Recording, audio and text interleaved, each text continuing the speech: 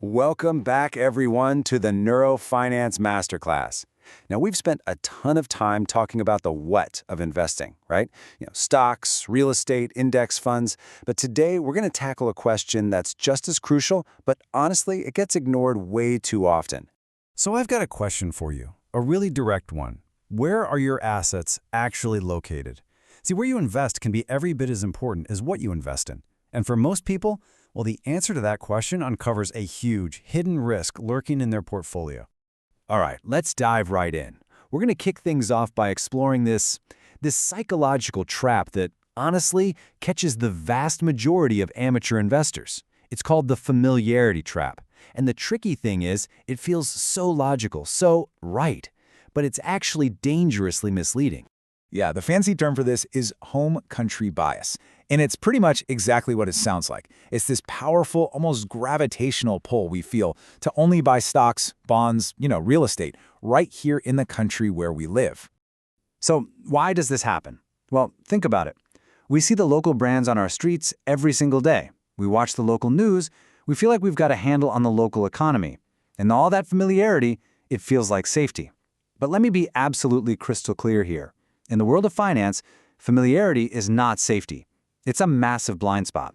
Okay, so let's unpack that a little more, because this blind spot, it creates an extraordinary risk in your whole financial architecture. It creates the one thing that engineers and systems designers fear the most, a single point of failure. This analogy just nails it. Imagine spending years building this gorgeous, massive financial mansion. A perfect portfolio of all your domestic assets. But you've built it directly on top of a single economic fault line, your home country. You're completely exposed. If that one specific spot gets hit by an earthquake, the whole thing just crumbles. And it's so important to understand what these earthquakes can actually be. We're not talking hypotheticals here. This could be a severe political crisis, a sudden currency collapse, or maybe even a lost decade of zero growth, which is exactly what happened to Japan back in the 90s. When you invest 100% at home, you are literally tying your entire financial freedom to the fate of one group of politicians and one central bank. Think about that. Okay, but here's the good news. There is a powerful antidote to this risk. It does, however, require a pretty profound shift in how you think. You have to go from being a local investor to becoming a true global architect of your wealth. So what is a global architect? Well, they absolutely refuse to take on this kind of concentrated risk. Their ambition isn't small. It's not just about owning a piece of their neighborhood. Their ambition is to own a piece of the entire globe. So how do you actually do this? Well, instead of just buying a local index fund, a global architect strategically buys into international index funds or global all-world ETFs. And just like that, you own a piece of, well, everything. You get the incredible tech boom in the US, the timeless luxury brands from Europe, those manufacturing giants over in Asia, and even the super dynamic emerging markets in South America. You literally own a piece of innovation everywhere it's happening. And this global strategy, it leads to an outcome that is just so empowering. I mean, this is the ultimate goal for any serious investor, right?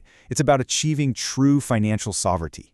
Think about it. When your portfolio is spread all across the globe, you build this level of resilience that's just impossible to get locally. So if one country's economy completely crashes, your portfolio barely even feels the tremor.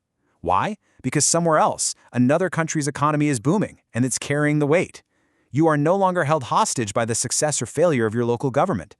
Ultimately, this whole approach elevates your strategy way beyond just managing risk. You're actually making one single, incredibly powerful bet. You're betting on the undeniable upward trajectory of human ingenuity.